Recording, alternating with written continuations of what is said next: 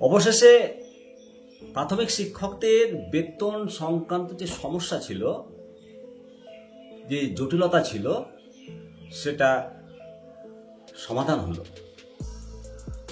রাজ্যের বেশ কিছু প্রাথমিক শিক্ষকের বেতন কাঠামো 2013 সালের মার্চ মাসের আগে নিযুক্ত 1 বছরের PTTI ট্রেনিং প্রাপ্ত এই ক্যাটাগরি শিক্ষকদের বেতন কাঠামো সংক্রান্ত জটিলতা দূর হলো এবং NIS থেকে DLED ট্রেনিং করার পর এই ক্যাটাগরি বেনিফিট যারা 2022 সাল থেকে পেয়েছেন তাদেরও জটিলতা দূর হলো। তারা মার্চের 2019 সাল থেকে বেনিফিট পাবে, এই মর্মে কোর্ট অর্ডার করেছে। কোনো কনসিডারেশনের ব্যাপার নয়, কোর্ট অর্ডার করেছে।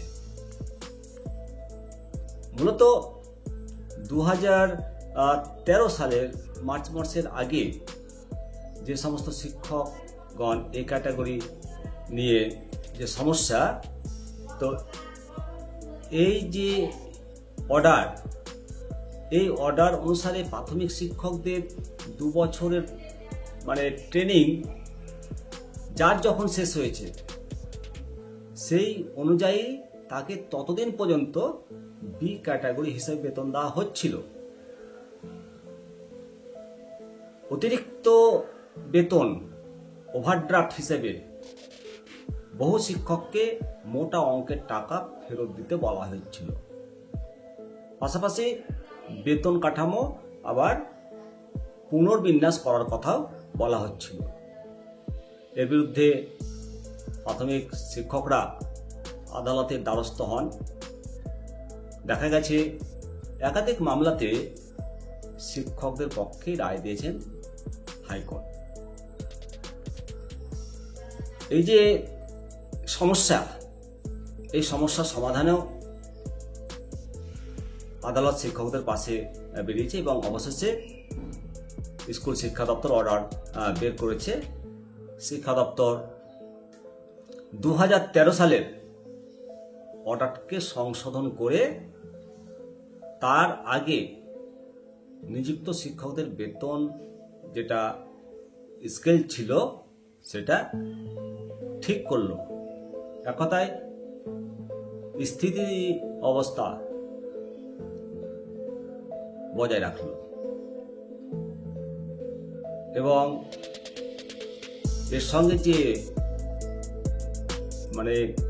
যারা পেনশন হোল্ডার, সমস্ত পেনশন প্রাপকরা 1 বছরের ব্রিজ কোর্স করে 2 বছরের প্রশিক্ষণ সম্পন্ন করেননি, তাদের ক্ষেত্রেও নতুন করে বেতন কাঠামো পুনর্বিবেচনা করা হবে না বলে জানিয়ে দেওয়া হয়েছে নতুন বিজ্ঞপ্তিতে। অর্থাৎ পেনশন হোল্ডাররা যারা 1 বছরের ব্রিজ কোর্স করেছিলেন, 1 বছরের ট্রেনিং করেছিলেন এবং 2 বছরের ট্রেনিং সম্পূর্ণ করেননি, তাদেরকেও নতুন করে আর বেতন পুনর্বিন্যাস করবে না। ফলে প্রাথমিক শিক্ষকদের যে বেতন সংক্রান্ত যে জটিলতা ছিল সেটা অবসান হলো। আর NIS থেকে যারা DLED পাস করেছেন তাদের ট্রেনিং বেনিফিট মার্চ 19 থেকে পাওয়ার কথা, কিন্তু আপনারা পেয়েছেন 2022 থেকে 24-এ আপনারা সেই যে এরিয়ারটুকু পাননি এবং 19-এর থেকে যে এরিয়ার সেটুকুটা আপনারা পাননি।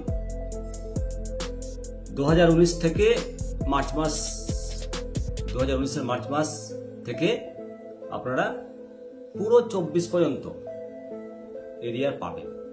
এই মর্মে কলকাতা হাইকোর্টের মহামান্য বিচারপতি মাননীয়া অমৃতা সিনহা মহাশয় অর্ডার করেছেন।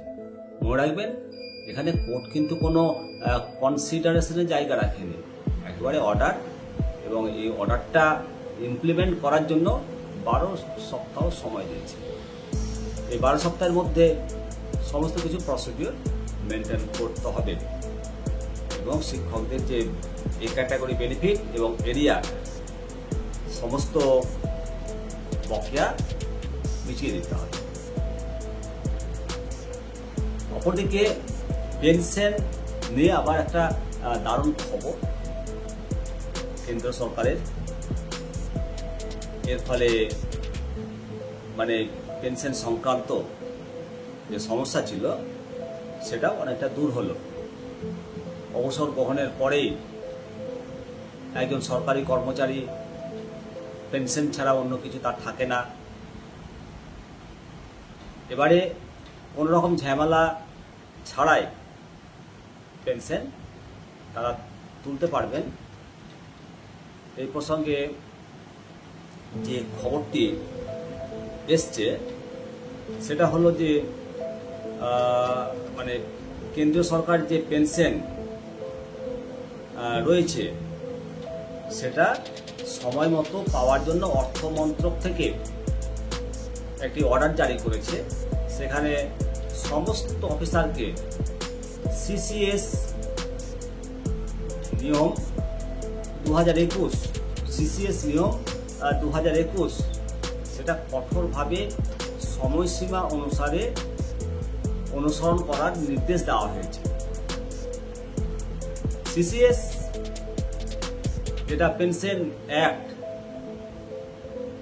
2021 এর নিয়ম হলো পেনশনের যতগুলো বিষয় আছে সেগুলো টাইম টু টাইম ফুলফিল করা বাধ্যতামূলক, ম্যান্ডেটারি, যাতে একজন অবসর প্রাপ্ত কর্মী সময় মতো তার পাওনা গুণটা সমস্ত কিছু বুঝে পান।